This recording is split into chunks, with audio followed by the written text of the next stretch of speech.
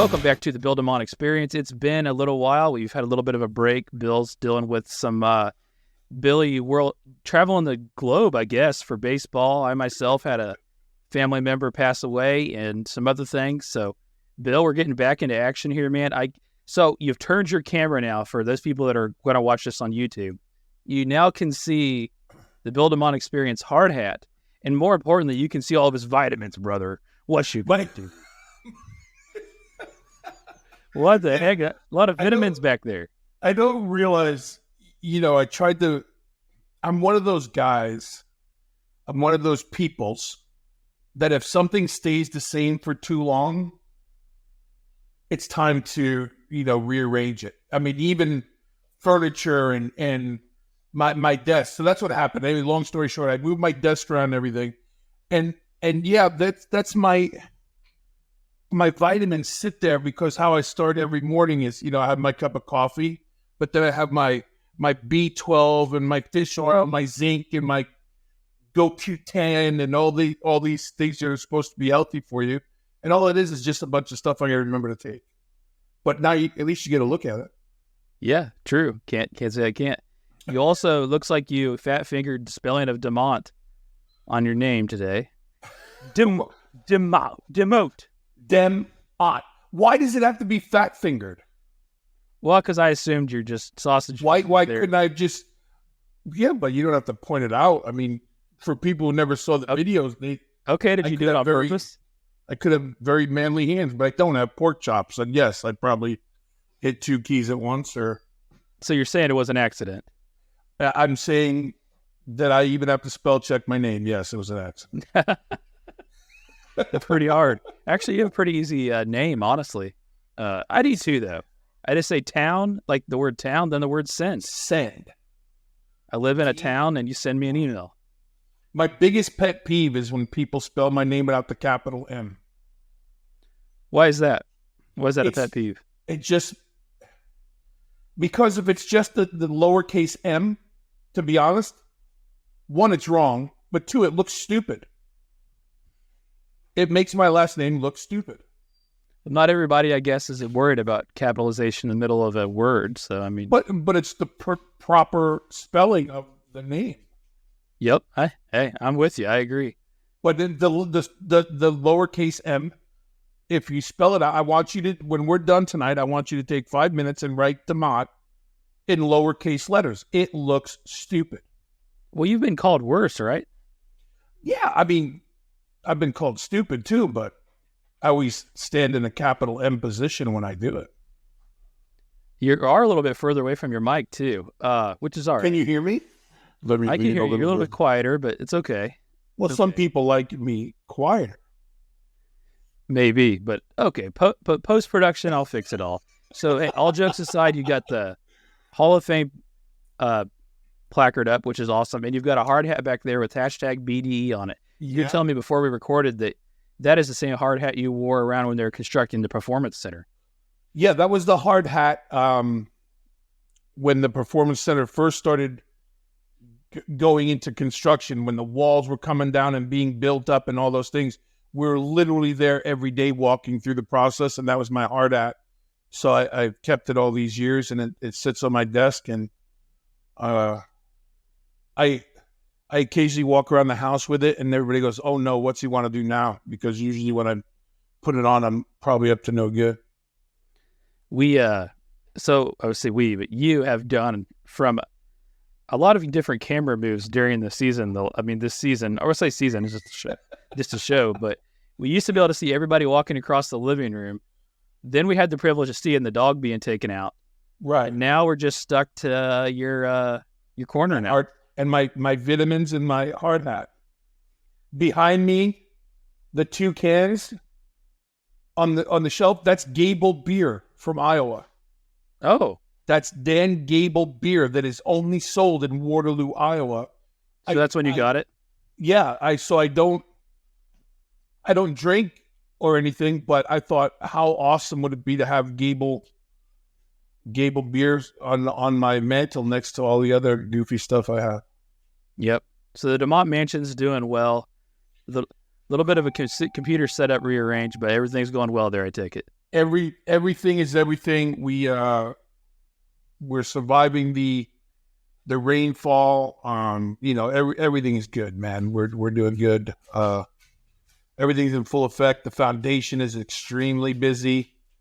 For everybody who's catching up on what we're doing this week, whenever you choose to watch it, I have a big meeting I'm going to keep under wraps, but I have a big meeting with a very big corporation that in 2024, the foundation could be doing some really amazing things and reaching a lot more people than we ever imagined. So I'm excited about that meeting. For everybody who's listening and not watching, I will be shaving. That's how important the meeting is. I want to actually look like a business person. I can't do anything about the gigantic neck, brother, but I can shave the mustache. Yeah. Well, I'll be curious to see that. I haven't seen that before. Been a while, huh? Yeah. Well, it sounds like the baseball's also, is it winded down soon for we say little Billy, but not little. Yeah, little Billy. So he's got one more month of fall ball for high school, the whole month of October, I think into maybe the first week in November. He's got maybe 2 tournaments left for the year. But he's doing well. But the whole thing, high school as a freshman and playing ball and doing all the things he does, he's been staying really busy, and he's keeping us going. And the good news for all you young cats listening, hey, when he's not doing his thing, he's working with the foundation and doing those things too. So I'm always proud of him and my daughter Casey. They lead the charge. But yeah, he's doing good. I think he's 6'5" now, and I think he's 6'5", 215 this week. So I'm not sure. I think we're following each other on Twitter now. Oh yeah, because he's on. It's funny because one of the things I talk about throughout the country when we go speak, I do a lot of things about social media, and I've spent my whole life keeping my kids and my family off of social media. So now they're in high school in this day and age of social media. One of the first things the coaches, because he has college coaches that are interested and he's just a freshman, but they're saying, hey, keep up your social media platform. So he's on Twitter. And he's on Instagram. We follow each other. Did he tell you that? That crazy friend of yours followed me. So he's a pistol, man. So he's going to keep me on my feet. Got connected with one of the DeMott kids. I just have to find the other one now. Anyway. I think Casey stays away from Twitter. I don't blame her. She has her father's temper, so I'm sure if she read certain things, she'd... Yeah, well, But anyways, yeah, little Billy and I are following each other on Twitter. That's you and little Billy are now Twitter buddies, and that's all that matters. We haven't exchanged a like or a post yet or anything, but we'll work our way there. We're gonna get him on one of these podcasts. Well, he's been on a few. Yeah, but officially, we'll do something officially instead of just wandering around with dogs and stuff. He had like the Bigfoot sighting. You know how like you see all those videos where Bigfoot crosses the screen and it's kind of like all nonchalant. That's what we've got little Billy on this couple episodes. Yeah, he kind of looks over like Bigfoot would, and he kind of goes across the screen. But yeah. Anyway, you want to go ahead and get going, man? Yeah, let's do it. Let's do it. Hey, you talked about telling everybody, we've kind of been on a little bit of sabbatical. I always, it's always, we have personal things that come up or issues, but I'm always grateful for the time we get back to it because it really makes me appreciate how the work that you're doing with this show and the things we get to do. So I'm glad we're back. I just want everybody to know that we do miss it. We don't just, willy-nilly decide, which week we're going to do something and which week we're not. So I'm glad we're back, and I'm glad you're good, and I'm ready to rock and roll. I'm ready to rock and roll. Thank you too, Bill. That means a lot, man. You mean a lot to me, whether you know it or not, and this time is always a highlight of my week, so I appreciate it. Same here. Hey, let's talk about a couple things that in pro wrestling history that, as I'm running the On This Day in Pro Wrestling History page on social media, which I've basically been shadow banned on Facebook. I think I went from tens of thousands of views every day to like 100 now. So I think I'm being shadow banned on Facebook because it's It's popular. Yeah, it's weird, man. I don't know. So Facebook is just taking a deep dive out of nowhere I mean, it's consistent content, right? It's not like I'm putting up bad content. Right. So right. I don't know. No, I like but it. But the Instagram and has gotten really big, and so has the TikTok. So yeah, make sure you check it out. But Bill, a couple things stood out to me as we are talking today. On this day in 1997, Kane debuted at that in that Shawn Michaels Undertaker Hell in a Cell match. Correct? Yeah. Oh, yeah. Kane's debut, man, isn't that crazy? It's just so weird to me when you say this on this day 27 years ago, because it brings it right back like it was just yesterday or a couple of years ago. So that's gotta be Kane. You know, the cool. I'm not gonna, because I'll change subject really quick, and I don't want to do that. So yes, let's smile on Kane. Well, I thought it to me I was how old was I then? Let's think, about 10 or 11.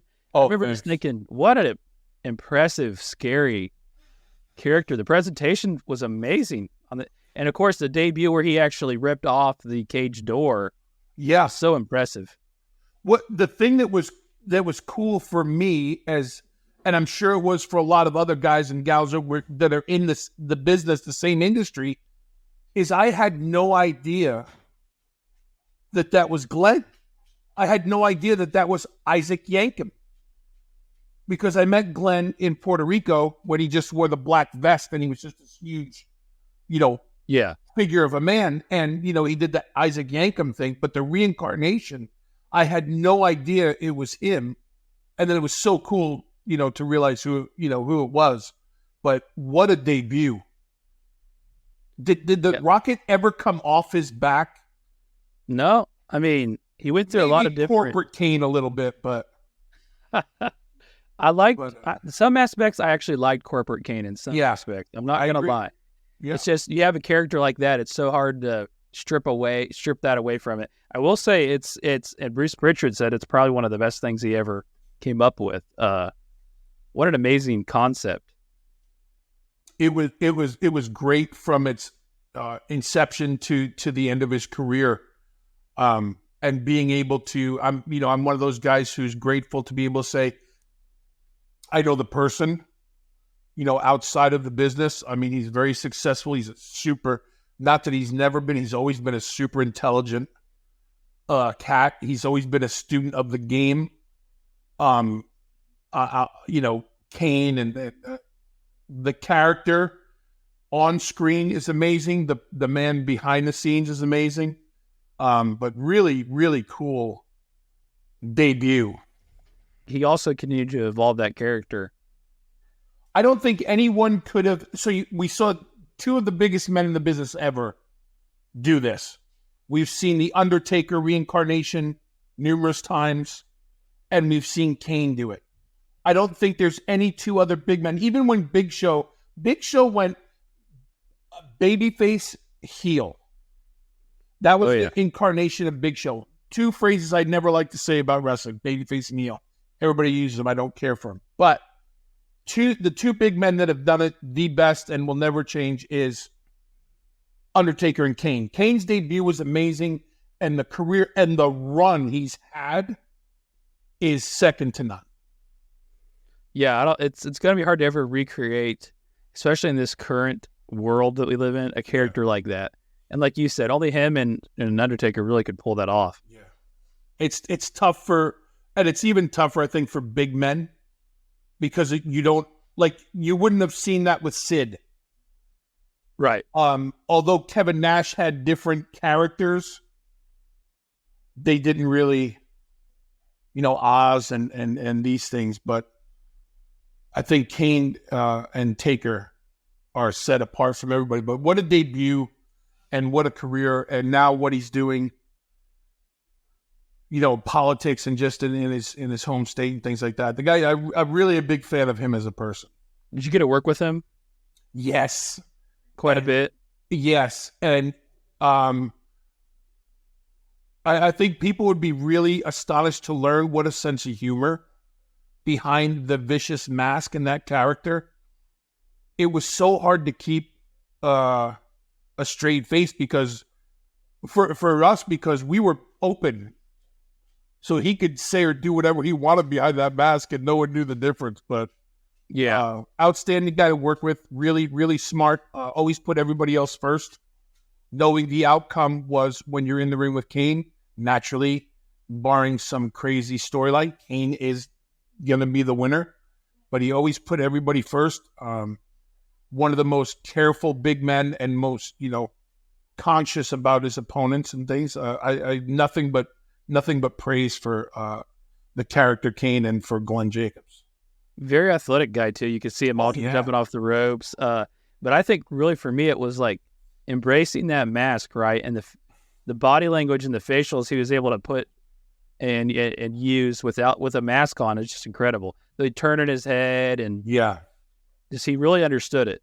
Yeah, and it seems like he really listened to whatever advice he was getting too, because that can't be easy to do. Yeah, I couldn't even say, well, I can only imagine. I can't, because you're being directed to go against everything you've ever done. To your point, the body language, now your body language has to be different. The thing, like my facial expressions or my eyes could tell something, but he had the mask, right? He had all these things, and how he sold things and how he reacted had to change. I'll tell you how impressive and difficult it is.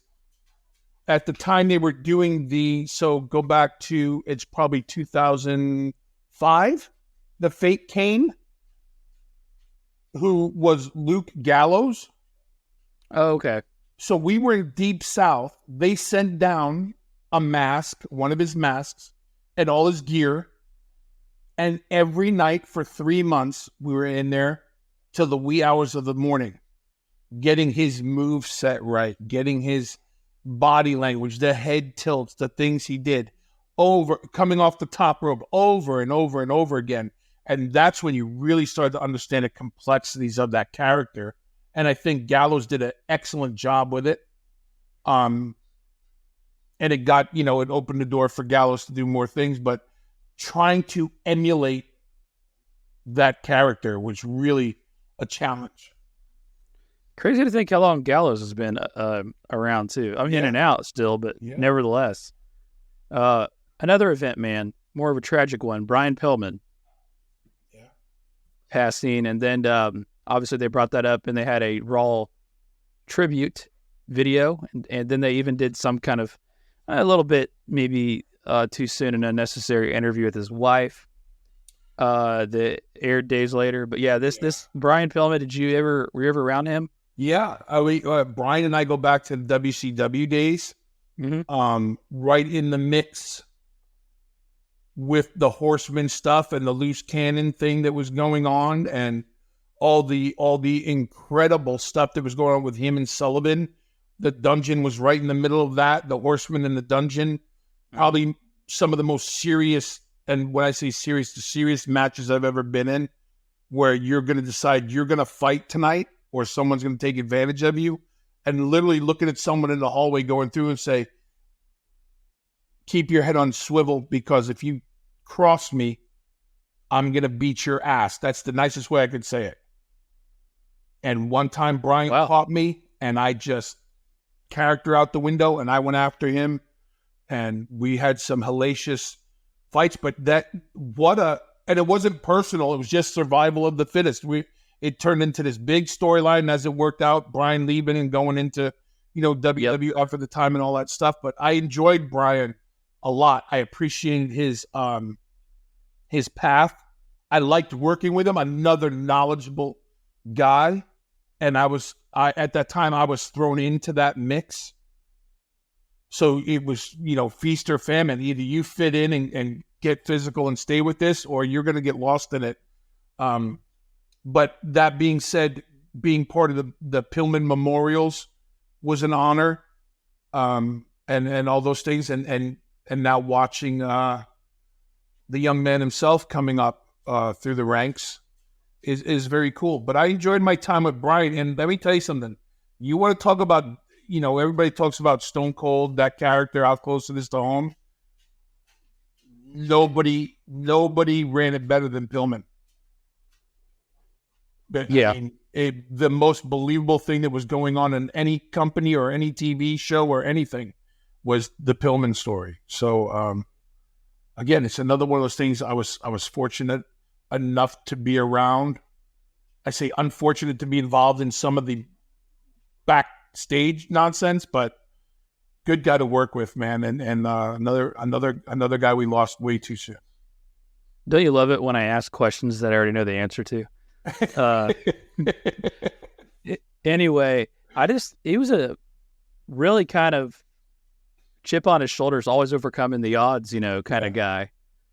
And that accident he was in was so bad on his ankle. And obviously the unknown heart issue he had. But yeah, it's cool to think about his son now in NXT. Were you glad to see that? I think we talked about that before. Yeah, I was glad to see that. I was glad that he had, I think like a lot of younger cats, he took advantage of an AEW opportunity. Not much. I didn't think not anything was going to come of it because, lack of a better term, he's still greener than goose turds. And they had people that were more over and people that were established they were using. So I'm glad he had the opportunity to get his feet wet there. I think his time, much like I think the same with Jade Cargill, their time in the Performance Center and getting there, now they're gonna make their bones and they're gonna get ready for what they want to do. So I'm excited for him. He's a good kid, man, and he's been through a lot. He's at his young age, he's been through a lot, but I think he has the opportunity to carry on the Pillman name in the industry and do really well. So I wish nothing but the best for him. Same here. And we'll go ahead and that was one of the Jade Cargill. That was what we had it on the agenda this evening to talk to people had asked about. So are you thinking that that's a great mix of her going to WWE in comparison to AEW? I think it's going to be very beneficial for both Jade Cargill and the WWE if Jade stays in the Performance Center for a year. It doesn't hurt her. The thing I feel as from the outside looking in and as a coach and someone who's done this for a long time on all levels, she didn't have the experience. She wasn't getting the reps. It wasn't there. No matter if it's sports entertainment or wrestling, and this is where I get on my soapbox, there has to be a piece of believability. And Jade's, everything was the same all the time now. This is what she did. This is how she did it. She was yelling. She was screaming. She's a physically impressive. She's a great looking young lady. But then the wrestling came in. It was less than, it didn't match the persona and the physicality and all these things didn't match. And I think this is... Well, how could it? How could it, right? Yeah.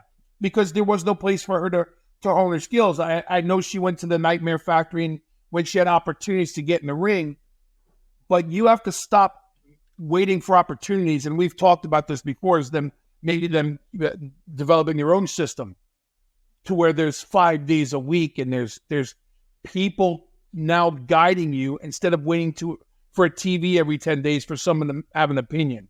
So I think this is really going to be beneficial for both Pillman and Jay. I will say, well, let's talk about NXT a little bit. It's definitely I don't want to say the place to be. That might sound a little much, but it's definitely showing some signs of improvement. Well, you're mixing. Now you're taking established. What is WWE Superstars from the main roster, and they're now becoming staples in NXT.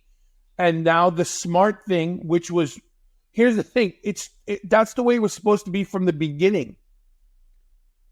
Well, it is on TV. You have to do something. Yeah, on the growing pains. Well, I don't want to be down there, and it's my days off, and I went. But now NXT is where everybody wants to go. One, the smarter people resurrect their careers there, but they add something to it, and I think that's the draws. Now you're taking these developmental talent, and you're bringing in season like Baron Corbin resurrected his whole career here, I think.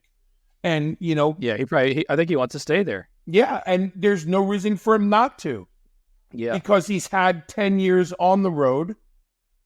he's learned his lessons very well, and he's passing it on to these guys. So now you have, Becky Lynch, who's doing the same thing, and you have all these. Rey Mysterio's made his time. Of course, Dominic's down there. How about that? How about what he's done down there? Jeez, man. There's another guy that you would almost you'd like to say, like I would like to say, man, if we could keep Dom in the Performance Center for a year, imagine how much better he'd be. But the realistic side is he's got the most heat in the company. Yeah. He's learning as he's going. He's a rare breed of person, of an individual who's learning as he's going, grasping it all, and still making shots on NXT. But they brought more legitimacy back to the NXT brand. Then you add the Shawn Michaels and the Triple H and the Matt Bloom and the coaches that are there, and everybody who's been on the main roster, bringing it down. And now these talent are seeing, my gosh, they got to know what they're talking about, because we're on fire, and I'm going to be more prepared than ever when I go. Which is what it was supposed to be from Jump Street. Except you gave everybody the key to the city and told them how wonderful and great they are, and they should feel free to experiment and voice their opinions.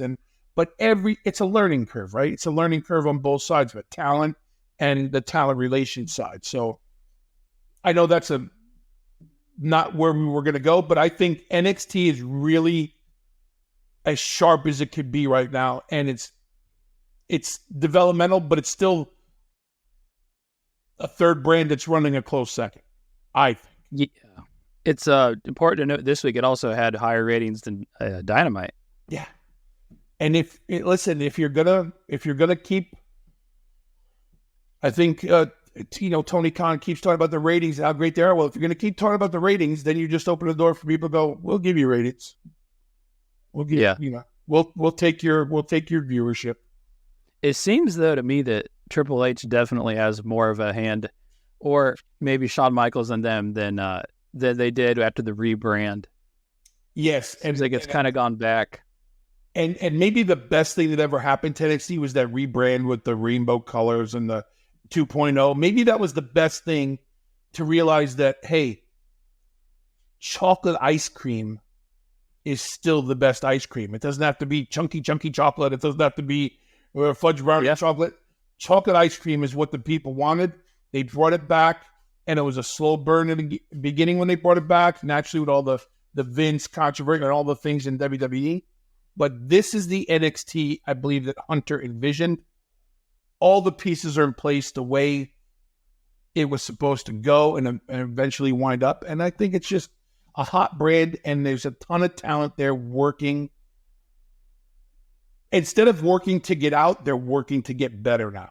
They're working for the opportunities that are in front of them and not looking past those to make it to the main roster, because you can go down the list of people who were in NXT who went to the main roster maybe too soon and lasted a year, 2 years, and never seen from again.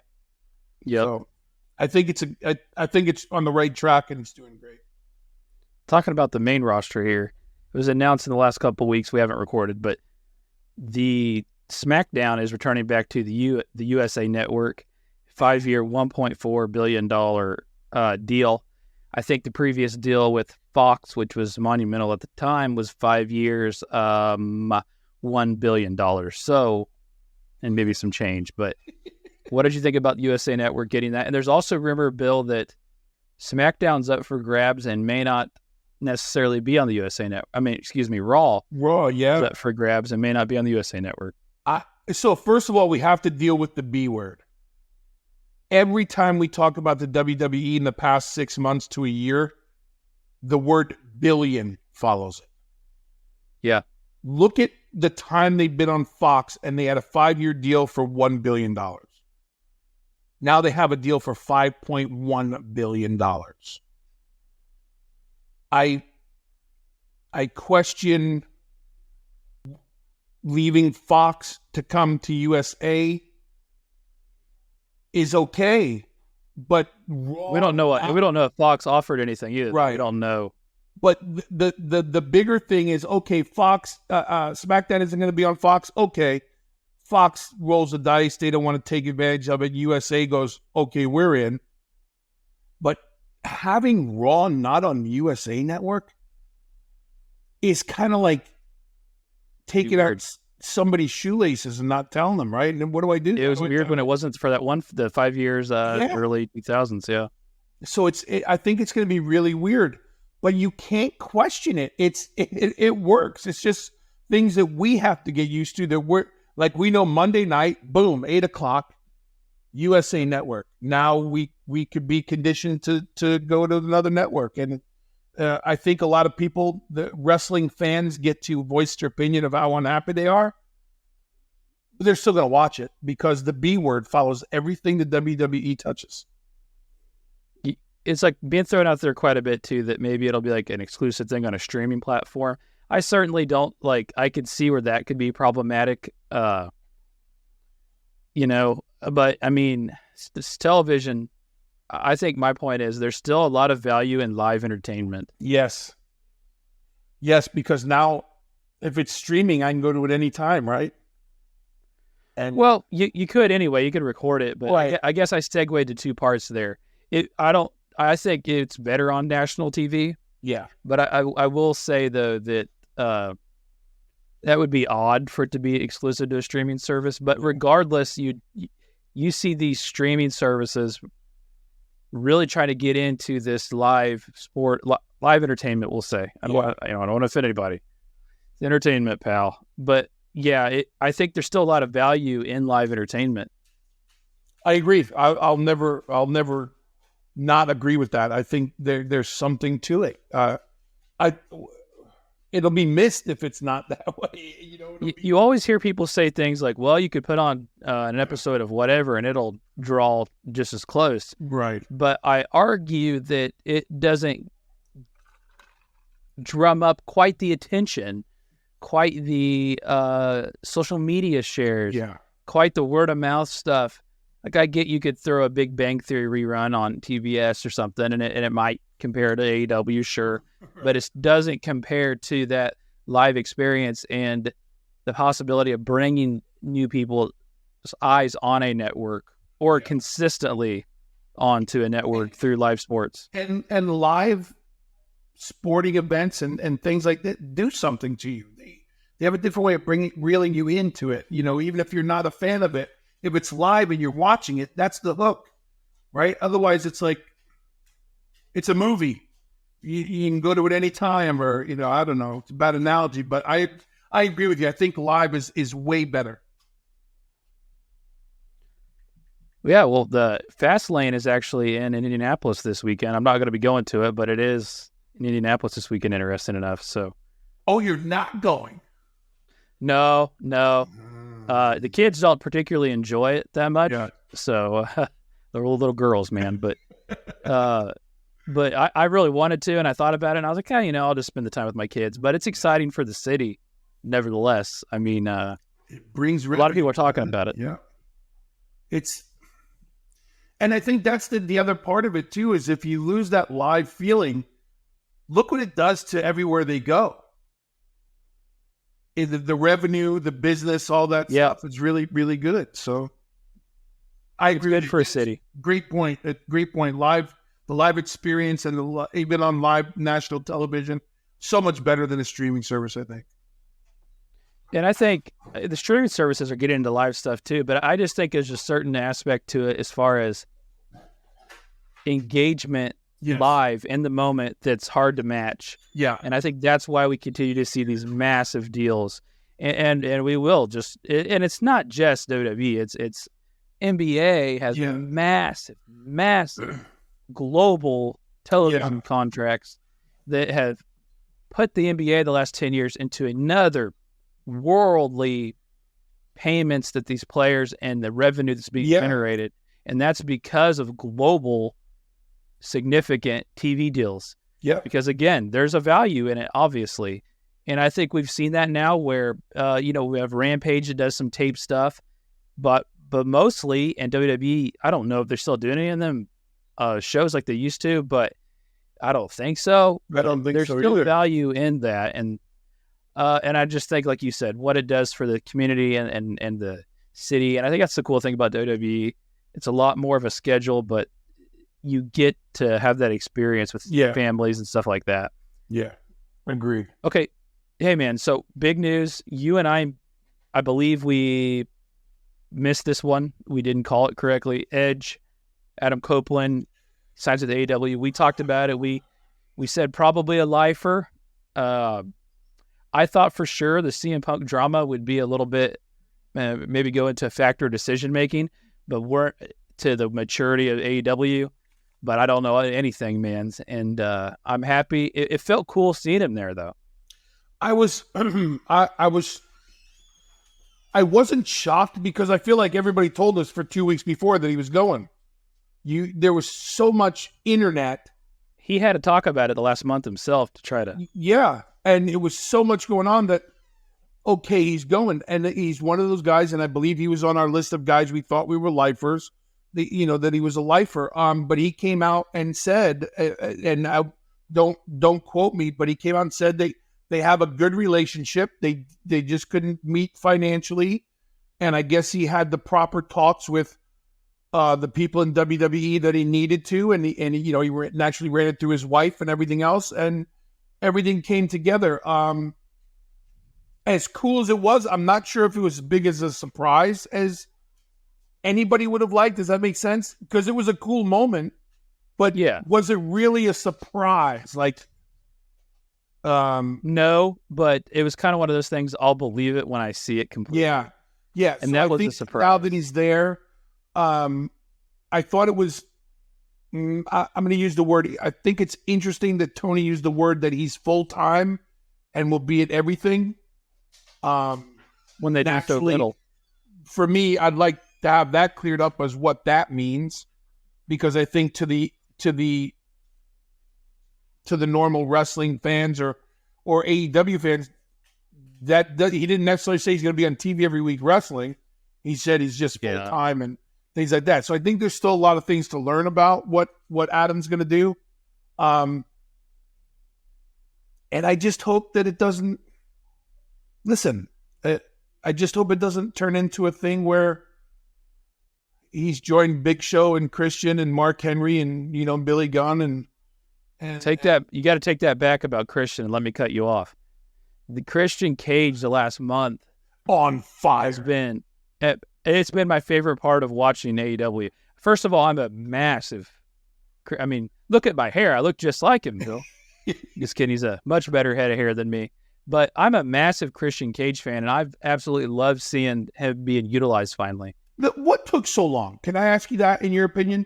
What took so long? Because there's nothing, and I don't mean this bad, there's nothing different from what he did now from when he came into the company. But there was such a long hiatus of him not doing anything. Even at that point, I think he had like a slight injury. He could have been doing all this talking and things he's been doing. This guy is freaking gold. Yeah. He's one of the top 3 people in that company. And the way my goofy mind works, I was going, why did it take so long to let this guy do his thing? Because I agree with you. I'm a Christian fan. And I don't want to miss his segments. I'll click a lot of things, but I don't click his segments or anything he does. And I thought it was great how they put out all on the social media when here's Christian and Adam embracing in the middle of the ring for Christian to belt out 3 simple words. And I thought it was great. It opens the door for so much. But Christian, he's the MVP, man. Everybody who knows him, who's seen him, has worked with him, tells you he's a ring general. He's got so much to give, and I'm so glad to see him as a constant. There's certain people we see as constants that you go, meh, but he's not one of them. So if Edge can get on that wavelength, do those things, it'll be very interesting to see what happens. But listen, Adam looks great. The people love him, and I'm a firm believer in this business. It doesn't matter what company you work for. If you do your thing and what the people love, it's going to get over. And Jay or Christian is the perfect example of that. To me, this guy, I'm, like I said, big Christian fan. This reminds me of like we had to be reminded when he went to TNA how good he was. Like, holy crap. And I was full on board in TNA. There was a several year period where I would watch TNA just as much as I did WWE. And it was a reminder, like, this guy is that good. Yeah. I went back to WWE. They used him for a while. He had some injuries. But it's another reminder, he is still that good. He's good. That level. So good. He's on the level with Jericho and you know, I think Chris's promos and stuff and the way he delivers it, you want to smack the crap out of him. I mean, talk about an arrogant son of a gun, but who can still physically go and looks good and makes everybody else look better than they are. A huge fan. So I'm very excited to see what this resurrection of veteran talent that's coming in. And I hope it continues. So you're glad they're finally using some of them. Yes. Now get Miro back involved and some of these other things. But I'm still like, that's one guy I'm all in for. I'll watch everything he does as Christian. Now I'm really interested to see what happens with Adam. It's going to be weird not calling him Edge, but, you know, be interested to see what happens with Adam. It'll be interesting to see how MJF acclimates to the new temperature in the room. I'm not saying there's any anima. I'm just saying see what he learns from that side of it now and stuff, because he's going to benefit from this as well. I want to get back to the name Edge in a minute, but I do want to ask you one other thing. The main event with Darby Allin, Christian, and those that got involved. How do you feel about, first of all, there was a I don't know if you saw the slam that Darby Allin took on the steps. That was absolutely brutal. But second of all, how do you feel about the exposing the ring and the board and all that? Nah, I think it was something they tried to do because it was done in the 70s, you know what I mean? And the early 80s, someone to really do damage. But when you did that stuff, people stayed down. There was a story, there was an angle, there was something to it. Fast forward to this Darby Allin character, who I don't know. I have no skin in the game. But weeks ago, I saw him take a hellacious bump off the top, outside onto the steps. His body bent all kinds of crazy. And 2 minutes later, he's back running spots in the ring. Fast forward to what we just saw last week. He takes this hellacious slam. Yeah, I would be surprised if something's broke. I know he was in a sling at the But the fact that he got up and he does all these things and he's going to climb Mount Everest, he's a human crash test dummy. And I know that someone said there was a quote. He said, hey, I know I'm not going to be in this business for very long. But I think it takes away from matches. I think this is a guy who's $175 soaking wet. And that's if he's wearing the leggings underneath the jorts. Yeah, I don't think he's 70. Yeah, I'd say that'd be a stretch. And it's not a knock on him. I can't do what he does, so hats off to him. Yeah. But the other side of it is, how much money can you make with that? I'm sure he's getting paid a great deal, but at what expense for the rest of the company? No one now. That's why I hate when people use wrestling terms. There's no sell anymore in AEW. Because he would have been out. Dusty Rhodes would have had him out for 6 months. But now you lose the... you lose the Darby Allin pop that he used to have because people were excited to see him. Now they're just waiting for him to take another crazy bump, get up and do another match, and we'll see him next week. And, you know, he's 1 minute he's fighting with this guy, and then it's the Wayne kid, and now he's out of that, and now he's doing this. And, you know, it's just, he has so many irons in the fire. I can't get behind him. For me, it's still got to be some part of believability. And once he gets up and continues, that has nothing to do with guts and a love for the business. It's just not believable. You're talking about believability. When they do these media scrums, and somebody asked about this. Sorry, I'm not name dropping their listeners today. I apologize. They asked about these media scrums. Okay, so I don't know if you saw it. Christian goes in there in character. Right. Just a prick. Right. Like he is, like he plays. Knocks it out of the park, I thought. Then you have other people who break character during these media scrums.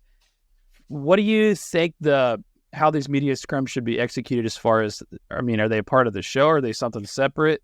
I don't think they should be there. I don't know why the thought was, let's do the media scrum. Well, you know why? Because it's more esque of a sporting event.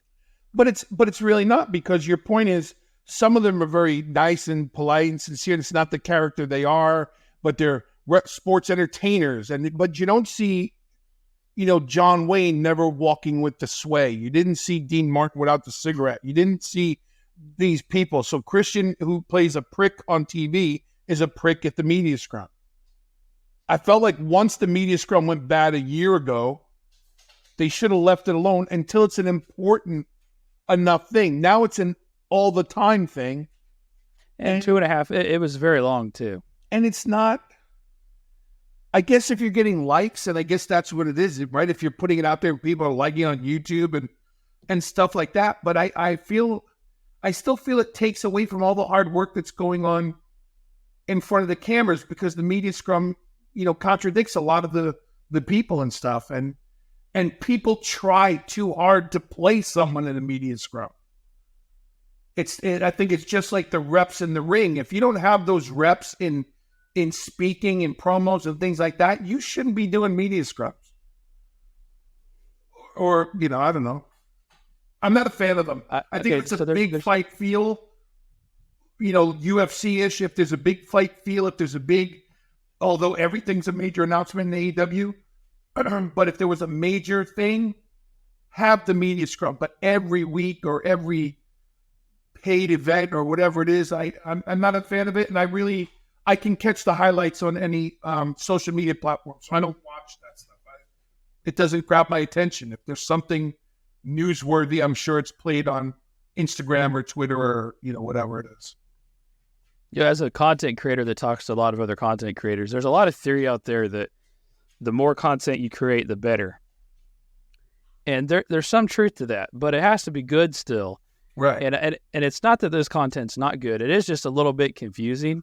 I don't mind them, but to me, it's got to be one way or the other. And for all purposes of this exercise of what is sports entertainment, the breaking the character is just very strange for me. I don't. So the Christian Cage, is Brian Alvarez. I don't know if you know who that is. Yes. He's the one of Dave Meltzer's. Dave Meltzer.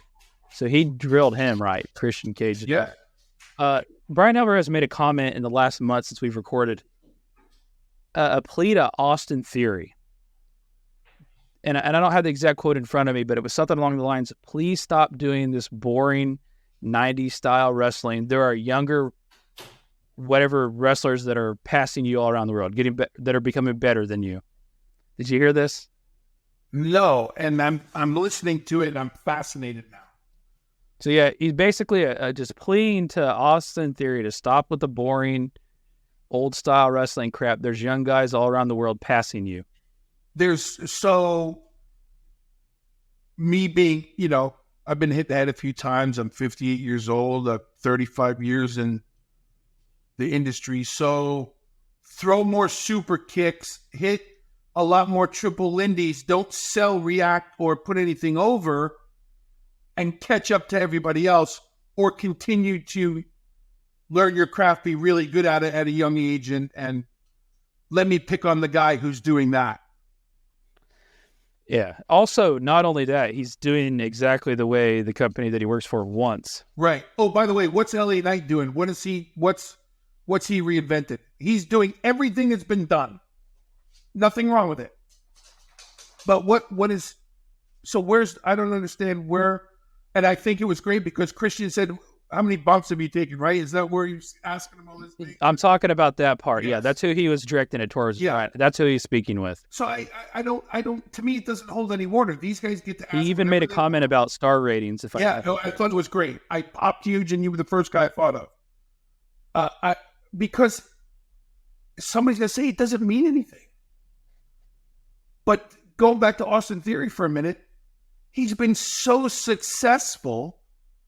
It's not like he's a fart in church and nobody understands it. And he's not been in the ring with the best and the biggest names in the business and doing very well for himself.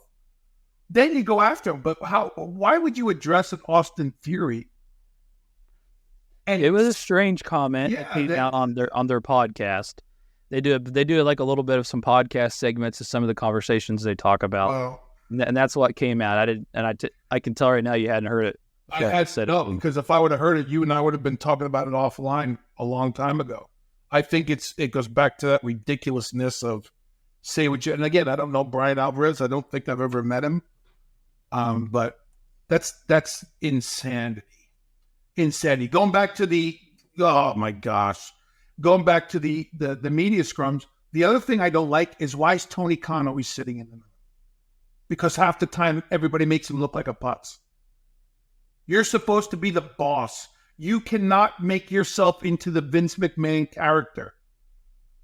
Can't be a fanboy, yeah. Tony Khan cannot be fanboy Tony Khan on screen.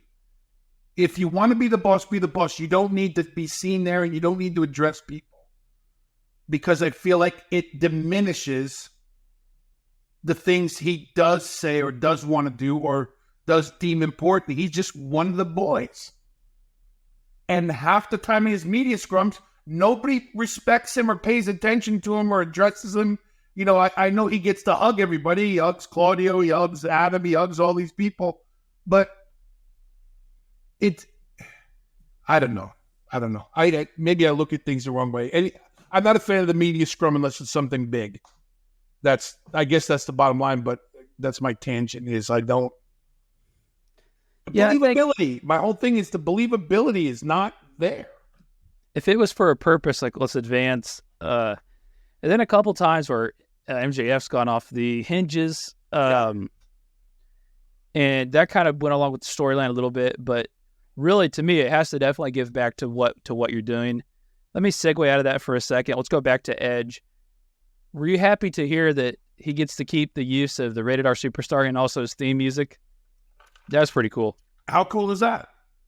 How can you not be happy with that? I mean, because coming over to AEW shouldn't mean everything's new and my past doesn't count and all these other things. So I think it's awesome that he brings the whole package over with him. A couple of these guys are smart, huh? Get their hands on that. Yeah, I'm trying to say the familiarity of that character is now with him. So, okay, he's not Edge. He's Adam, but he's still a Rated R Superstar. It's still the music. It's still these things. And that's what the people want. I agree. I think the only thing that had changed is it said, you think you knew him. Yeah, something like that. Yeah. Yeah, so, but I think it's awesome that some of these guys get their hands on that. CM Punk was a good example. Yeah. Because we talked about, on this podcast, Sin Cara. Man, he lost everything. And a bad business deal. I mean, I don't think WWE necessarily did him right, but signed the dotted line. You definitely had a missed opportunity to protect that character for him. And I think this is a good example of, although you can't use Edge, you still get a lot of those factors.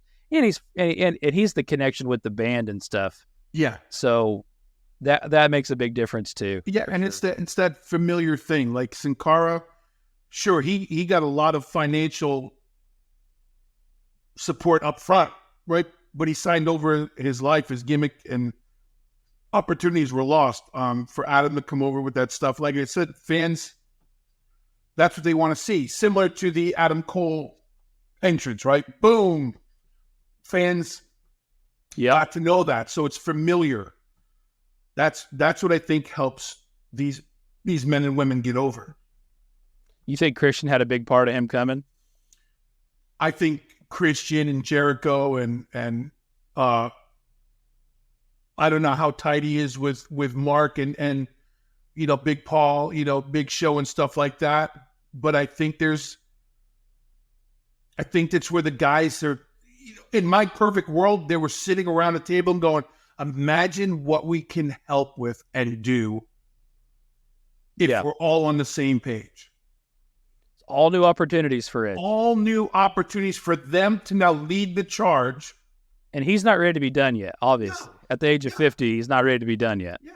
And if you can do it, man, look, he He was back on the Jazz with WWE. There was nothing wrong with what he was doing. Right. It just didn't pan out. But now we see good business happening. Okay, go do your thing. Here's your thing. No harm, no foul. Because to me, at the end of the day, Edge still represents the WWE. Well, that's why it's that's why it's big, right? That's why getting Edge is so big. Yeah, he still represents. That'd be like if Rey Mysterio went.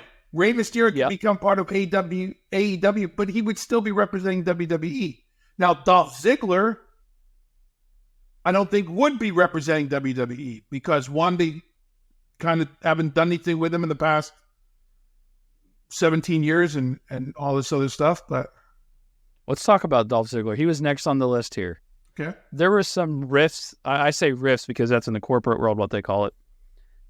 There were some releases that happened, and obviously he was the biggest one, I guess you could say. Yeah. In the sense of the work that he's put in there and what he's developed. But to your point, hadn't been used. But we've talked about this before. There's certain people that, and we talked about a Miami Heat reference. You keep, like Udonis Haslem. There's certain people that you keep around because of the benefit that they bring, even if he wasn't on television. Right. And I think that Dolph and Shelton Benjamin are two of those guys. But you have to look at the other side of it. Maybe Dolph and Shelton weren't ready to become coaches or producers or just work in the back. Maybe there's things that they still want to do. The thing that I found odd that a lot of people talked about was when Dolph wanted to leave, they didn't let him. Now, I think a lot of that has to do with they weren't sure what he would have done for AEW at the time, if that's where he was going, and they weren't willing to risk it. And I feel like WWE now realizes no matter what happens in AEW, it's not going to affect their bottom line. So they go, okay, you can go. 3 people. Let's talk about Matt Riddle, also another one. You talked about Shelton Benjamin. Yeah. We're very terrible at predictions on this podcast, obviously. Yeah. Which one of those 3 could you see go in there? All of them? Who do you think would go first? Or I don't think I'd like to see Shelton go back to Japan. He did really good. He can make his own schedule. Knowing Shelton the way I think I know him, he likes to stay busy. I'm not even sure if it's a good fit for Dolph, although it would give him more time because he's so creative. He has the one-man shows and things like that. Maybe that's the schedule he's looking for, where he can cut his teeth on both sides of the fence in entertainment. I don't see Riddle. I don't see. I see that Mustafa Ali getting lost in the shuffle if he goes to AEW. Yeah, I think it's time for him to branch out and go do other things, and maybe he got dropped in the middle of a storyline. Yeah, geez, a loop, but maybe get his stock back up, much like a Drew McIntyre and a the guys that came back. Sounds like they're really shooting for, some people at AEW are really shooting to get Shelton Benjamin there. But I go back to, what are you going to do with him? Shelton Benjamin, who by far, pound for pound, is probably one of the greatest athletes ever to step in the squared circle. But he's not an Adam Copeland. He's not a Chris Jericho. He's not even a Miro. And I don't mean he's not even a Miro, a knock on Miro or Shelton. I'm a big fan of both men. But Shelton going there, what are they going to do with him? They still don't know what they're doing with Wardlow, for crying out loud. I was going to talk about that. We talked about that on this podcast. He returned. And so I think that Shelton needs to go do Shelton. And but I don't see Shelton coming back to the WWE. I don't see him going to reinventing himself again and doing the great work, because that's how he got back there. Okay, we've let him go. He feels fresh, but he came back and he was raring to go, and they let it die out again. So, I'd like to see Shelton just go out and do his thing, and I think he would have made a great trainer. Maybe that's still something he may consider down the line, because not too late. All good trainers get older, and they need the younger blood and stuff like that. And Shelton's got the knowledge and experience and all that stuff to do that. But I see Dolph is probably going to AEW. I don't see Riddle. I don't see Riddle going any. I don't know if a lot of companies would tie their name to him right now, just because of all the social media scuttlebutt. Other than that, I don't see a lot of the releases that, like I said, other than like Mustafa Ali, who could go, but I think he'd be lost in that shuffle. And doing the whirling dervish, 3 times a month, I don't think it's going to satisfy his craving. You've been around WWE. Is there that feeling every, I don't want to say this time of the year because it's a little bit different this year, but is there that feeling a lot? Yes. What's that like? It's a well-known fact. It's a well-known fact that it used to be Mania time. Right after Mania time was the clearing of the house, but now with all this other stuff that's been going on, it was delayed, and they wanted to make sure the sale went through with any bad press and all this stuff. And once it went through, they're gone. But anytime there's something big like that, it, and it just changes. Look, Mustafa Ali was in the middle of a storyline. Out you go. Yes, he was. There's nobody scheduled on the pay-per-view. Yeah, there's nobody safe on it. Nobody's safe, and there's no rhyme or reason. But you got to wonder, they freed up a lot of money. That's what it is. It's about Cargill, right? It's about getting lean. Yeah. It's about what you can show to the stockholders. I mean, it's obviously really tough business decisions. Yeah. You got rid of 12 and brought in 2. Let's talk about one more question on this subject. Sure. CM Punk out. I don't think we've even talked since that. Officially fired out. Do you think there was anybody they could have realistically brought in at that level of like a CM Punk? And would you consider Edge at that level higher, or is there anything else they could have done? Or is that the perfect kind of counterbalance of losing that star power? Or is it completely irrelevant? I think people have already made that comparison. I think trying to compare Punk to Edge, I think, is irrelevant, or anyone else. Punk is a unique guy. He has a unique following. Again, I can't do what he does. I'm not taking away from what he does in the ring, but his uniqueness is not just in the ring. It's his persona. It's how he's carried himself for the years he's been out and things like that. Edge speaks for himself. I think the one thing that AEW did was say, look, not only did we bring in Big Show and Christian and Chris Jericho from the jump, which was a big thing, now we got Adam Copeland. I still don't think it's as big news as having Punk come back because, and I've used this quote before, right? Was it controversy creates cash, right? There's no controversy. Yep. It's kumbaya. WWE loves Edge. Edge loves them. Well wishes Adams and AEW. Punk has the whole wrestling world on their toes trying to figure out what's the next thing. So does now Punk going to Impact and or going back to WWE mean Let's talk about that. Survivor Series Chicago. Does it mean anything? You tell them. That's what I'm asking you. I think if you're just going to bring them back every time they're in Chicago, it's played out now. What happens after? I think the Jade Cargill announcement was this great big looming thing, but now it's 2 weeks. We haven't seen anything from Jade Cargill. Rightfully so. I mean, it's probably a bad analogy, but if you're only going to see Punk when somebody's in Chicago, after a while, who cares? They're coming to Chicago anyway. You think he could fit right back into WWE? And no. I mean, obviously, it's not going to be able to get quite as out of control as it did in AEW. And I think that's why it won't fit, because I don't think there's going to be any ruffling of those feathers. From what I understand, that's a tight-knit group. Behind the scenes now, the locker room is really, really tight. Don't get me wrong. Every locker room, every team, every sport, there's always something. But it sounds like, from my understanding, people that I do know, it sounds like it's a tight-knit group. Here's how we function. Here's how we row the ship. I'm not sure that someone can come in and, put a few wrenches in how that ship is And listen, maybe the whole thing wasn't Punk's fault to begin with. Maybe he needs to be surrounded by a different kind of person. So I don't know if it fits. I just don't think it's needed. And if you're just going to do it because he's in Chicago, and this is where I'll get in trouble, if he's that big a name and if he's that good, why are you waiting till Chicago? Maybe they're not. Maybe they're not. Maybe it's nothing, right? I think it'd be interesting, but what's more interesting?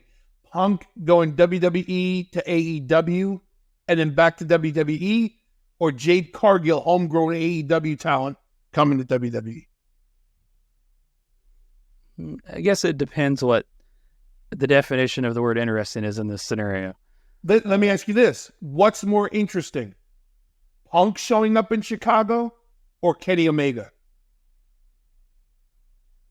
Oh, wow. Well, I see your point. If you get Kenny Omega, yeah, that's big. You got another. Punk showing up in Chicago or Chris Jericho?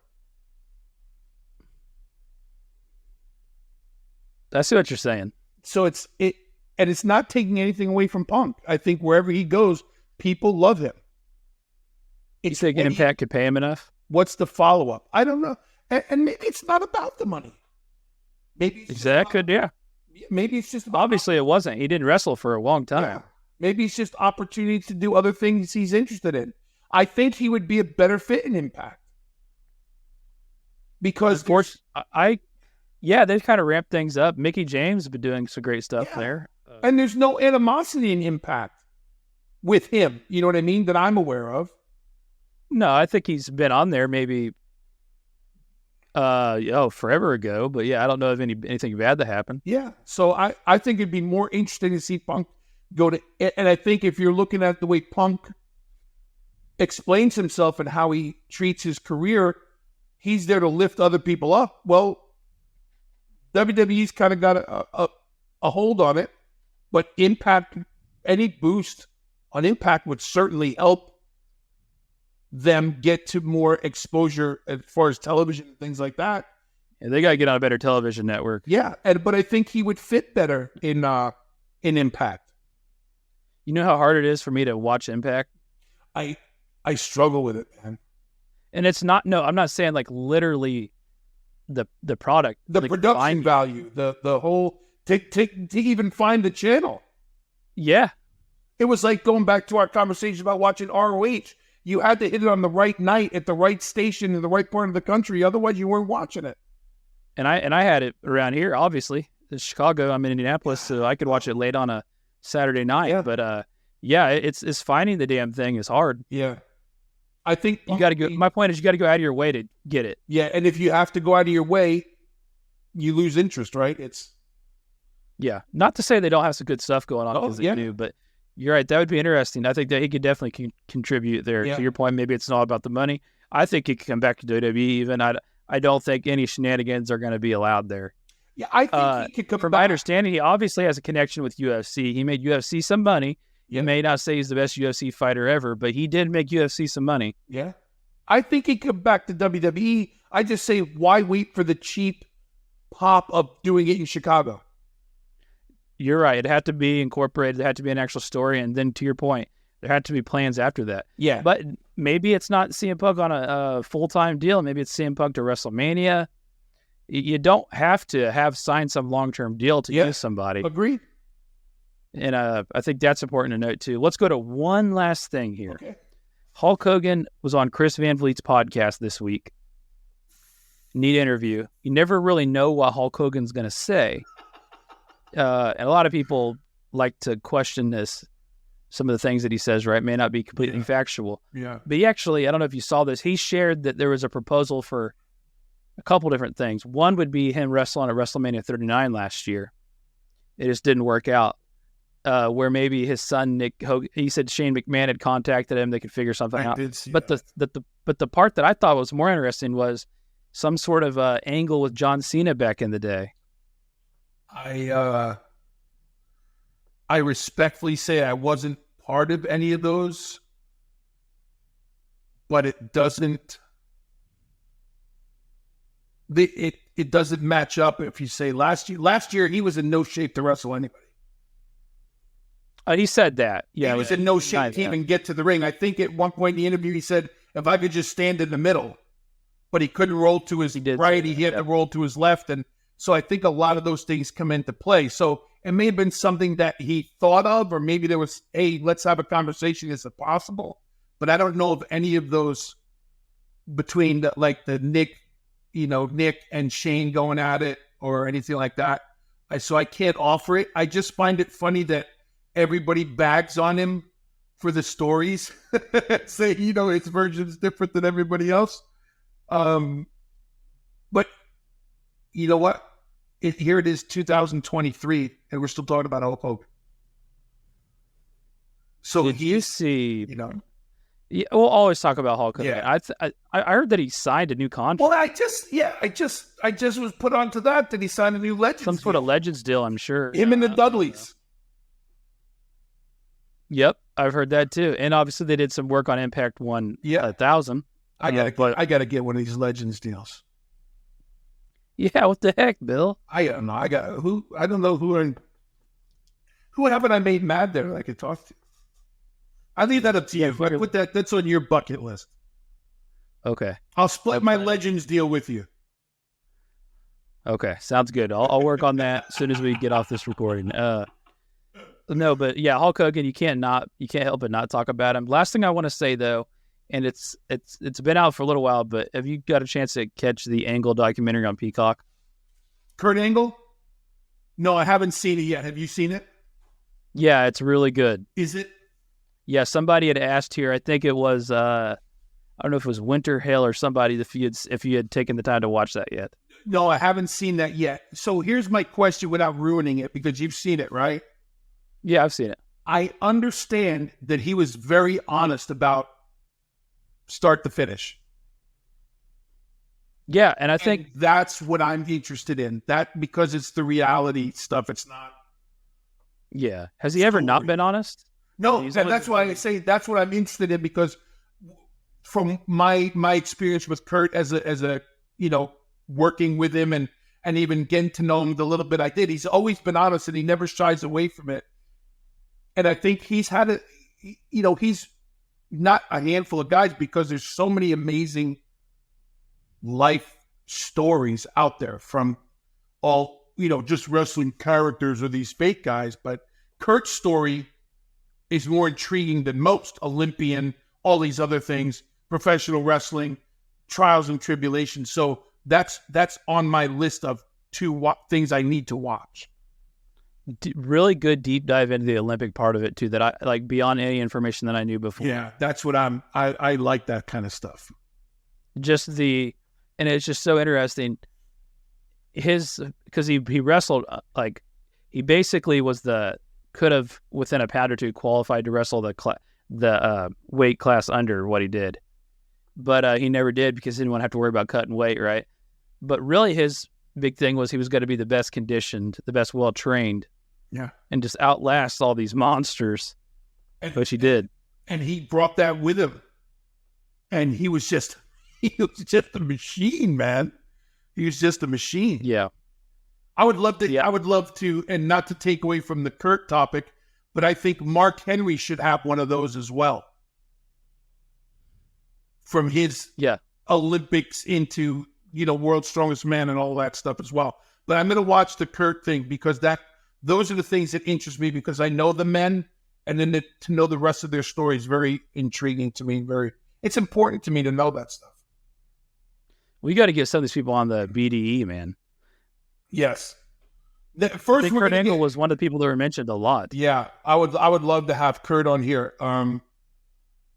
We have to start getting some guests on here, because one would be so funny, the conversations, but just I'm such a big fan of people learning about people they've watched for all these years and see there's another side to them, and they are like, and I don't want to say we are normal, but crap, there's nothing that anybody out there can say to you or me about life that we haven't experienced, or that we're going through, or that we're going to go through, but they see it in a different light because we're talking about it. Yeah. I think that's the big thing. And so going back to the Kurt thing, I want to see that for sure.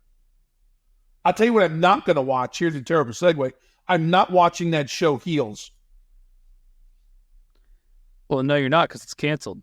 Well, so why would I even watch season 1 when I know that there's nothing after that? Right? There's season 2. First of all, the finish. I'm a big fan of Heels. Yeah, you told me, and I was like, okay, I'm going to start watching this thing. And then I find out they've thrown up I got no interest. You know, I wouldn't be surprised if somebody kept it going, bought it. I would. Not on the platform they were on?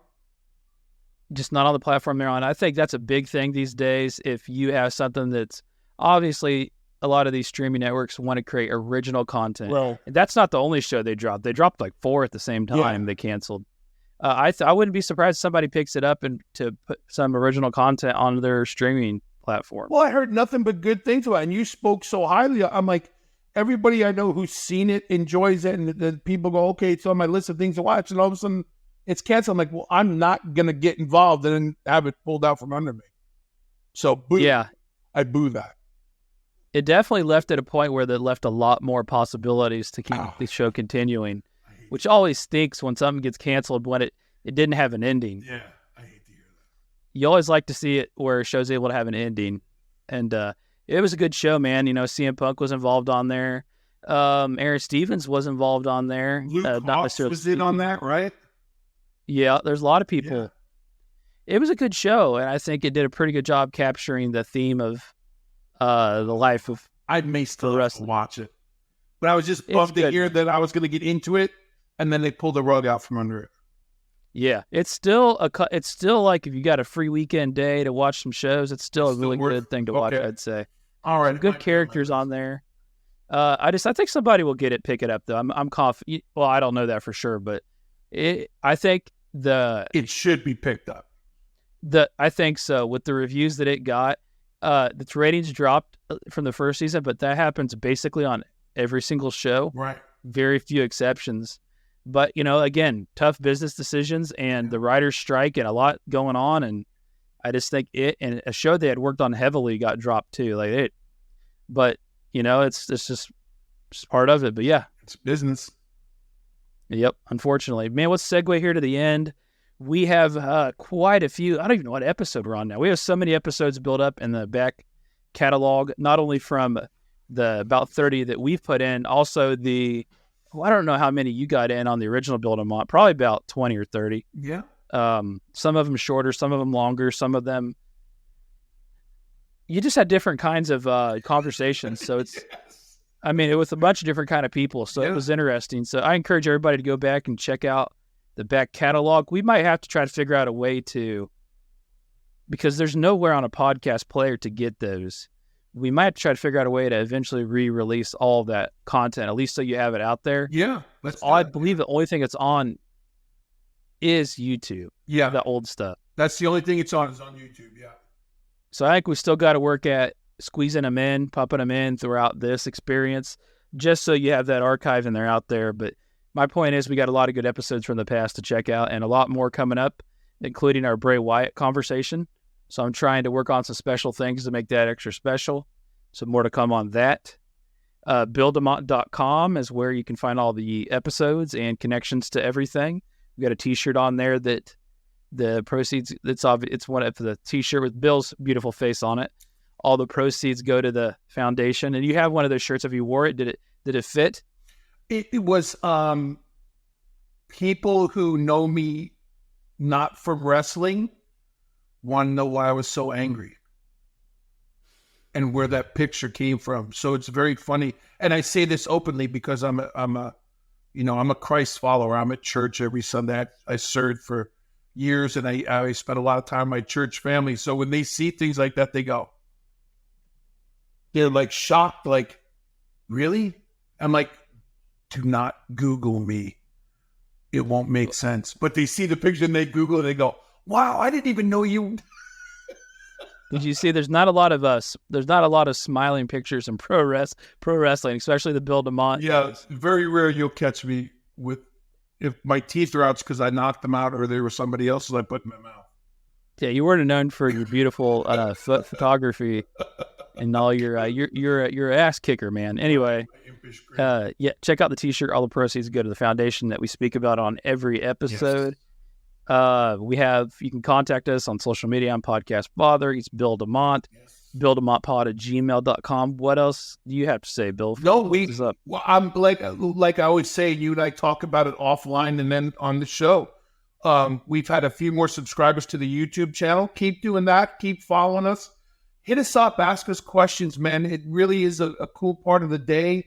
It takes me out of what my norm is now in such a serious aspect of life. I just get to reconnect with people.